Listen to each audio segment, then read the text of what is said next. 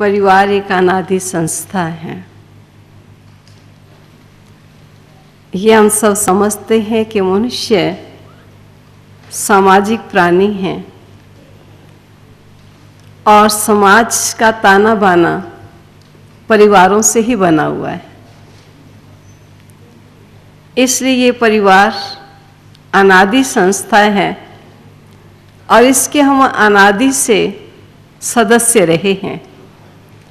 जैसे कि अभी मंच सचिव बहन सुना रहे थे कि सर्वप्रथम जब बच्चा जन्म लेता है तो उसी दिन से न कहकर ऐसा कहेंगे कि उसी क्षण से वे उस परिवार का मेंबर माना जाता है। उस परिवार में जन्म देने वाले उसके माता पिता कहलाते हैं और माता पिता के अन्य बच्चे या अन्य उनके संबंधी, कोई बहन भाई हैं, कोई मौसी मामा हैं, कोई चाची चाचा हैं, इस प्रकार से एक कुटुंब का, एक बड़े परिवार का एक वो सदस्य बन जाता है। वैसे किसी भी सभा सोसाइटी का अगर किसी ने सदस्य बनना हो तो उसे कुछ साइन करने पड़ेंगे, कोई फॉर्म भरना पड़ेगा, कोई फीस देनी पड़ेगी, कोई चंदा देना पड़ेगा। लेकिन यहाँ कुछ भी देने की आवश्यकता नहीं है। जिस श्वास उसने जन्म लिया उसी श्वास उस परिवार का मेंबर कहला गया। और हम सब समझते हैं कि धीरे धीरे ज्यों-ज्यों वो बड़ा होता चला जाता है त्यों तो केवल मात्र एक परिवार का ही मेंबर नहीं रहता, लेकिन वो समाज का मेंबर बन जाता है, एक ग्राम का मेंबर बन जाता है, एक समाज और एक सभा का मेंबर कहलाता है। क्योंकि उसके माता पिता के अपने भी माता पिता हैं और उन माता पिता का भी अनेक परिवारों से संबंध है। उनके अपने बच्चे हैं, बच्चों के आगे बच्चे हैं। इस प्रकार एक बहुत बड़ा कुनबा, एक बहुत बड़ा समाज, उसका वो स्वयं को मेंबर समझने लगता है। ठीक हम देखते हैं कि प्रत्येक प्राणी को एक परिवार का मेंबर बनना आवश्यक है, क्योंकि परिवार जब जन्म देता है बच्चे को तो जन्म के साथ ही उनकी जिम्मेवारी हो जाती है अब उस बच्चे का लालन पालन करना, उस बच्चे की शिक्षा दीक्षा का ध्यान रखना। और उस परिवार की कुछ जिम्मेवारियां होती हैं, कुछ अपने रीति रस्म रिवाज होते हैं। अब उस रीति रस्म रिवाज के अनुसार वे चलने लगता है। और हम आज देख रहे हैं कि जैसे मैं आपको सुना रही हूं कि परिवारों का समूह ही एक समाज और समाज का समूह ही एक देश कहलाता है।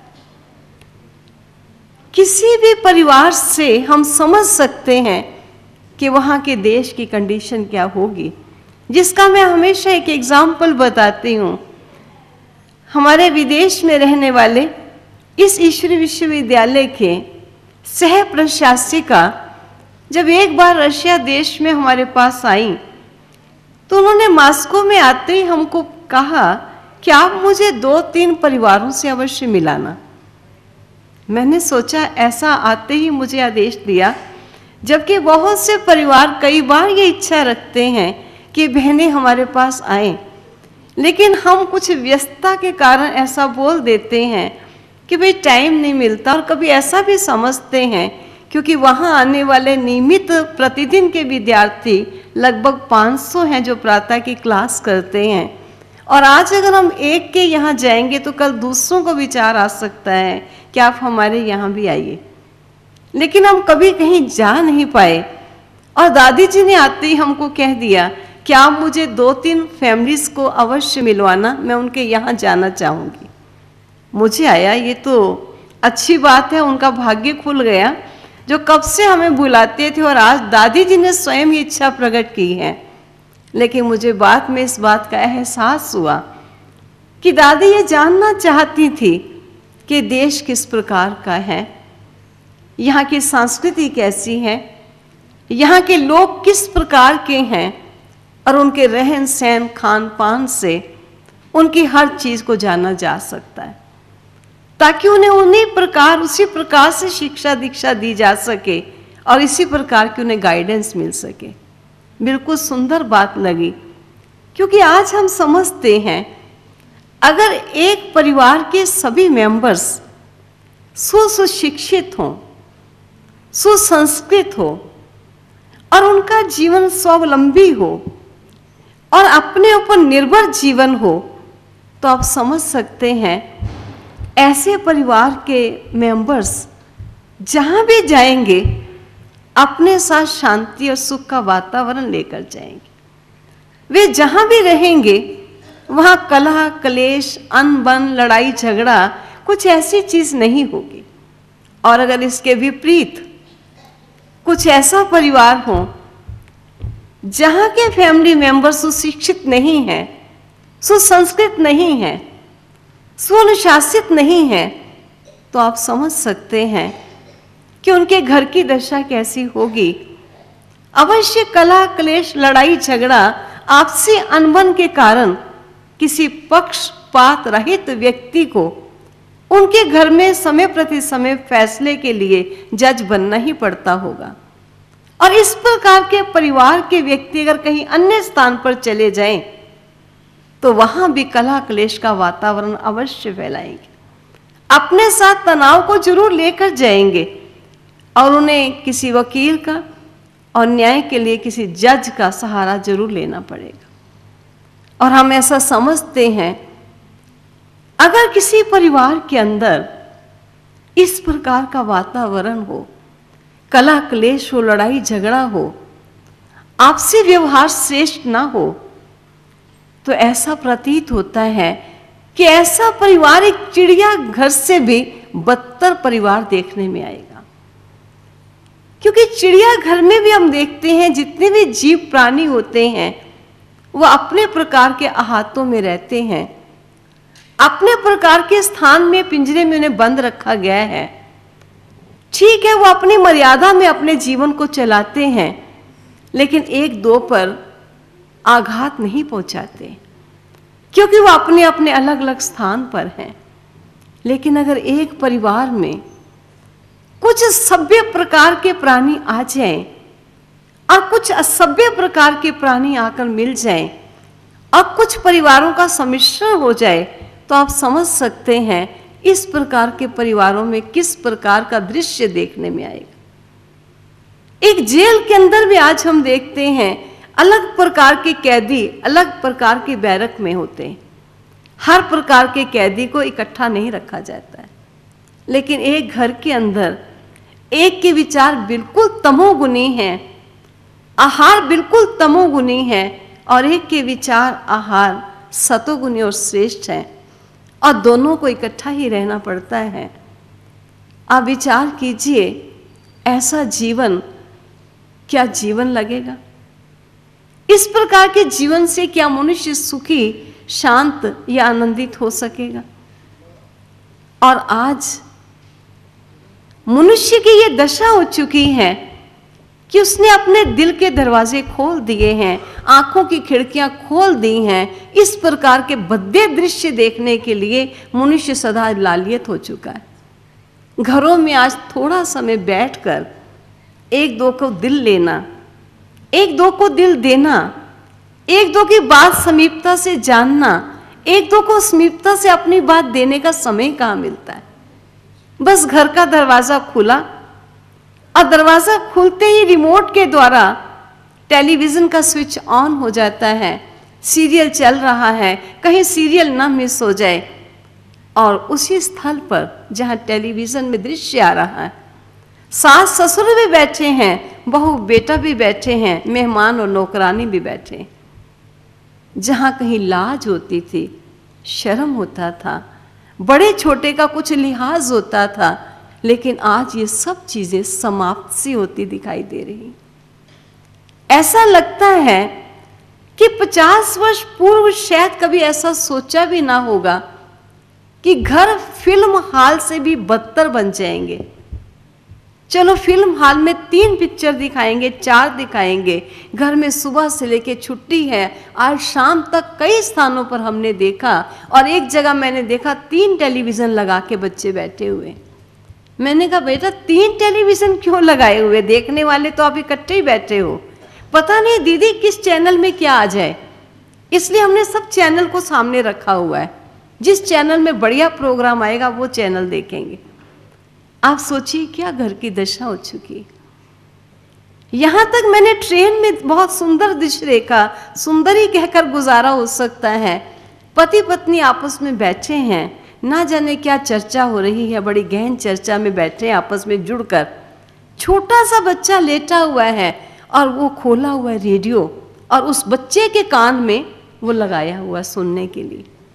आप सोचिए कपोल बच्चा, इतना नन्हा सा बच्चा जिसके कानों में वो लगा दिया गया ताकि रोए ना, और वहाँ के जो गीत आदि चलते वो बच्चा सुनता रहे, और हम अपने जिस क्रीड़ा में बैठे हैं वो क्रीड़ा हमारी चलती रहे। सोचिए ये आज के मानव की दशा हो चुकी। हम समझ सकते हैं कि अगर परिवारों की इस प्रकार की दशा चलती चली जाए, और हमेशा ये बात होती है अगर कोई चीज़ प्रारंभ होती है तो धीरे धीरे वो बहुत वृद्धि को प्राप्त होती चली जाती।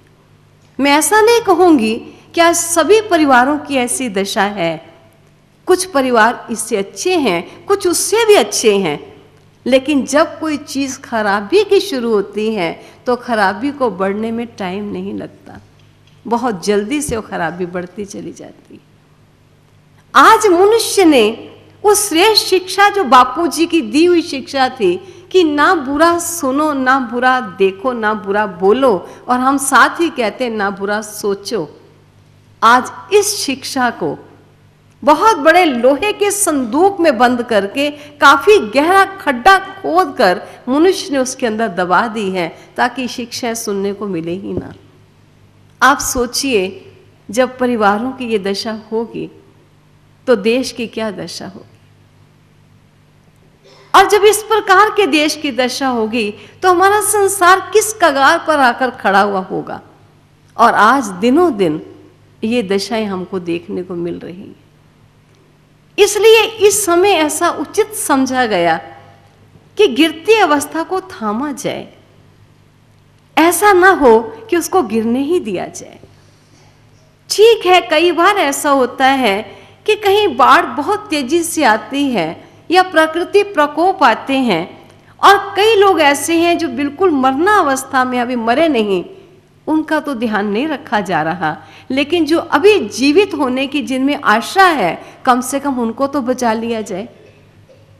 ठीक है, जो बिल्कुल मरना अवस्था में है, लगता है शायद ही बचेंगे, उन पर सारी टीम लग जाए, इससे वो टीम थोड़ी तो अवश्य उन पर भी लगे, लेकिन ज़्यादा टीम उस पर लगे जो अभी थोड़ी उनकी अवस्था ऐसी है कि उनको बचाया जा सकता है। और आज संसार भी सचमुच ऐसी दशा पर आकर पहुंच चुका है। हम ऐसा समझते हैं कि परिवारों में रहना भी ज़रूरी है, क्योंकि परिवार भी एक प्रयोगशाला है। ये प्रारंभ से जो चली हुई चीज़ें कोई गलत नहीं चली हैं, क्योंकि एक मेंबर के संस्कार दूसरे मेंबर के संस्कारों के समान नहीं होंगे। इस धरा के इस सृष्टि रूपी मंच के 2 एक्टर्स हैं, और 2 एक्टर एक ही बराबर का रोल अदा करें तो 2 एक्टर बनाने की आवश्यकता ही क्या थी। एक्टर भिन्न हैं, संस्कारों में भिन्नता है, भिन्नता होने पर भी टकराव तो ना हो। और अगर परिवार के अंदर इकट्ठे रहते हैं, संस्कार भिन्न होने पर भी हम कभी साक्षी बनकर अपनी राय दे देते हैं, लेकिन औचित्य बात का बता देने के पश्चात साक्षी बन जाना बहुत ज़रूरी होता है। क्योंकि कई बार अपनी बात का औचित्य बता देने के बाद उस बात को हम सही कराने के लिए डट जाते हैं, अड़ जाते हैं, जिद पर उतर आते हैं, जिससे आपसी कलह क्लेश हो जाता है। ठीक है, आपकी बात उचित है, दूसरा कुछ बात को ज़्यादा फोर्स से कह रहा है और आप समझते उचित नहीं है, तो आप अपनी बात का औचित्य अवश्य बता दीजिए, और बता देने के बाद थोड़ा साक्षी बन जाइए। अब जो होगा साक्षी दृष्टा होकर उसको देखिए। अगर आप कहते हैं इसका नुकसान होगा, तो आप समझिए कि इस नुकसान को कुछ सहन करना ही पड़ेगा, क्योंकि लड़ाई झगड़ा करके भी वो कार्य हो ही जाएगा। और बिना लड़ाई झगड़े के अगर वो कार्य होता है तो चलो मिलजुल कर उसको सहन करके ठीक कर लिया जाएगा। हम ऐसा समझते हैं कि परिवार को छोड़कर, अगर परिवार में कोई डिफेक्ट आ जाए उसको छोड़कर भाग जाना, ये तो बड़ा सरल है। लेकिन जिन संस्कारों से परिवार सुखद नहीं है, आपसी मन मुटाव है, क्यों नहीं हमको इस प्रकार की शिक्षा ले जाए जिससे हमारे उन संस्कारों पर काबू पाया जाए, अपने स्वभाव को जीता जाए। जैसे अभी अभी गीत सुना कि हमारे परिवर्तन से विश्व का परिवर्तन होगा, ये इस ईश्वरीय विश्वविद्यालय का स्लोगन है। आप किसी को परिवर्तित करने के लिए जिम्मेवार नहीं बन सकते हैं, लेकिन आप स्वयं के जिम्मेवार तो बनिए। अगर आप अपना परिवर्तन कर सकते हैं तो आपका परिवर्तन औरों को परिवर्तित करेगा। जैसे सुंदर एग्जाम्पल बहन ने सुनाया बच्चे का, और मैं भी आपको छोटे बच्चे की गाथा ही सुनाती हूँ कि किस प्रकार बच्चे भी माँ बाप के एक्शंस को देखते हैं, शिक्षा नहीं सुनना चाहते। आज छोटा सा बच्चा भी कहता है मुझे सब मालूम है, नहीं बात को सुनना चाहता है, लेकिन प्रैक्टिकल चीज उसके हृदय पर छाप डालती। जिस पर वह बड़ी प्रसिद्ध सी गाथा है कि एक बार माँ, एक भक्तन माँ थी और भगवान को हमेशा भोग लगाया करती थी, और भोग लगाने के पश्चात ही बच्चों को भोजन दिया करती थी। और जब कभी बच्चा भोजन नहीं खाता था तो डांट कर डपट कर भी उसे भोजन जरूर खिला देती थी। लेकिन बच्चे ने नोट किया कि मेरी माँ रोज भोग लगाती है, और भोग लगाकर जब वो वापस भोग लाती है तो गिलास भरे का भरा ही दूध का होता है, चपाती पूरी की पूरी चपाती होती है, भगवान जी खाते क्यों नहीं? क्योंकि उसे मालूम है कि जब मुझे खिलाती है और मैं नहीं खाता तो मुझे चपेट दिखाती है, और भगवान जी को लगाती और साबुत गिलास वापस ले आती है और पूरी चपाती वापस आ जाती है। नोट करता रहा। एक दिन कहते माँ घर में नहीं थी, उसने दूध का भरा गिलास और चला भगवान की मूर्ति के सामने, लिया हाथ में छोटी सी एक छड़ी पकड़ ली और छड़ी पकड़ के कहा भगवान ये दूध आपको पीना होगा, रोज मेरी मम्मी आपको दूध पिलाती है और आप रोज नहीं पीते हो, आज आपको दूध पीना होगा। बड़ा सुंदर वो दृश्य दिखाते हैं कि बड़े ही भोलेपन में, अनजानपन में वो छड़ी दिखाता हुआ दूध आगे करता है, और इतने में मूर्ति का मुख खुल जाता है और वो दूध पीने लगता है। और फिर आवाज लगाता है सारा ही पी जाओगे कि मेरे लिए भी थोड़ा छोड़ोगे? और बाकी थोड़ा दूध उसने बचा कर ले आया और लाकर किचन में रख दिया। माँ जब घर में आई, आकर देखा क्या दूध कम कैसे हो गया है, का बेटा बिल्ली आई थी, कौन आया था, दूध कैसे कहाँ चला गया? तो बच्चा बोलता है मम्मी रोज आप भगवान को दूध पिलाते थे, नहीं पीता था, आज मैंने छड़ी दिखाई, उसको डर के मारे उसने दूध पी लिया, मैंने बचा के थोड़ा दूध अपने लिए रखा है। माँ आश्चर्यचकित हो गई, भगवान ने कैसे पिया होगा? लेकिन बच्चा झूठ नहीं बोल रहा है। तो मेरा कहने का ये तात्पर्य है, बात तो लंबी है आगे, लेकिन मैं यही इसको स्टॉप करते हुए यही बताती हूँ कि बच्चा चाहे छोटा है लेकिन माँ बाप की एक्टिविटी को नोट करता है। इसलिए हम बच्चे को कई बार कहते बेटा ऐसे नहीं करते, वो देखता है मम्मी तो कर लेती है, भले मम्मी किसी कारण से कर लेती है, लेकिन वो भी मम्मी को बताना होगा। ये क्या करता है, ये नहीं कर, वो भी ऐसे ही बोलता। हम कहते धीरे बोल, मैनर से बोला जाता है। मैं बच्चे से कितना मैनर से बोलती हूँ और मैं कितना धीरे बोलती हूँ। इस ईश्वरीय विश्वविद्यालय का ये भी एक स्लोगन है, कम बोलो, धीरे बोलो और मीठा बोलो। क्योंकि जब हम ज्यादा बोलते हैं कुछ बोल हमारे बेकार अवश्य होते हैं।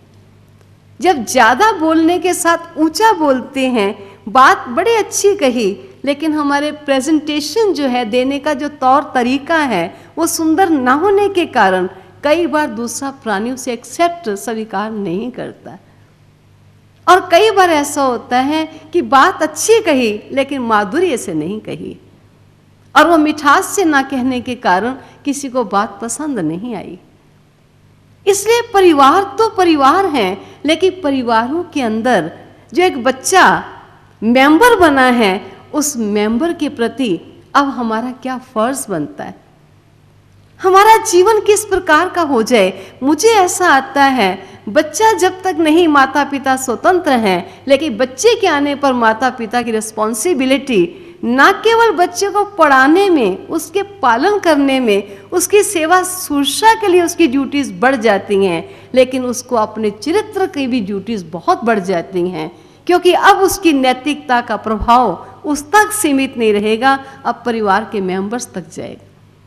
इसलिए इस ईश्वरीय विश्वविद्यालय का ये कहना है कि परिवार प्रारंभ से थे और परिवार सदा रहेंगे, क्योंकि परिवारों की नागरिकता होना जरूरी है, परिवारों का सदस्य होना जरूरी है।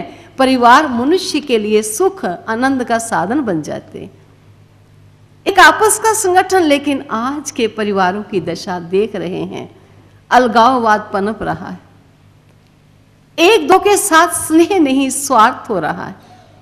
और हम देखते जा रहे हैं, या तो बच्चे माता पिता की पालना से दूर हट रहे हैं, उनकी पालना नहीं लेना चाहते हैं, या माता पिता को समय नहीं कि अपने बच्चों को सही पालना दे, जिस कारण बच्चे कई प्रकार के व्यसनों में उलझ जाते हैं। और फिर हम ये कहते हैं बच्चे कई प्रकार की गलत सोसाइटीज में चले गए, उनको प्रारंभ से लेके ऐसी पालना चाहिए थी। आपने आते ही बच्चे को खिलाया पिलाया तो सही, लेकिन थोड़ा एज ए फ्रेंड बन के, चाहे फादर है या मदर है, बच्चे से बैठ के आज बच्चे कैसा रहा स्कूल का सिस्टम, आज क्या हुआ सारा दिन, थोड़ा उसके दिल को लेने की बात भी हो। तो इस ईश्वरीय विश्वविद्यालय में ऐसा कहा गया है कि जो भी मनुष्य जहाँ भी जन्म लेता है, उसके पीछे उसके किए हुए कुछ पूर्व के कर्मों का कारण होता है, और उस कर्मों के परिणाम में उसका जन्म होता है, और उसके अनुकूल उसका जीवन चलता है। अगर कोई घर छोड़ के चला भी जाए तो समाज में रहना उसके लिए जरूरी है, क्योंकि संसार बना ही इकाई इसकी परिवार है, और उसके परिवारों का ही समूह समाज है। साधु भी बन जाए, संत भी बन जाए, तब भी उसके चेले उसको संगी साथी बनाने पड़ेंगे, एक झोपड़ी बना के, कोई स्थल बनाकर रहना पड़ेगा। हम कहीं भाग नहीं सकते। जो हमने किए कर्म, उन कर्मों का फल और उन कर्मों का दंड प्राणी को भोगना ही पड़ता है, चाहे वो कहाँ भी चला जाए। इसलिए कर्म सिद्धांत को जानना ये बहुत आवश्यक है, और अपने जीवन को दिव्य और श्रेष्ठ बनाना ये बहुत आवश्यक है। और अपने परिवारों को एक परिवार ही नहीं, लेकिन एक सुंदर, सुशिक्षित, सुसंस्कृत, सुसभ्य परिवार बनाना, ये मैं समझती हूँ परिवार के बड़ों का फर्ज बनता है। और अगर ऐसी ही संकल्प करके आज जितने आप सब बैठे हैं, अगर यही संकल्प करके जाएं, केवल अपने परिवारों को श्रेष्ठ बनाने का ही संकल्प कर लीजिए, अन्य परिवारों की चिंता ना कीजिए, तो मैं समझती हूँ श्रेष्ठ संसार बनाने के लिए एक स्टेप प्रारंभ करके आप यहाँ से गए। ऐसी शुभ आकांक्षा और शुभ आशा हम आप सबसे रखते हैं। ओम शांति।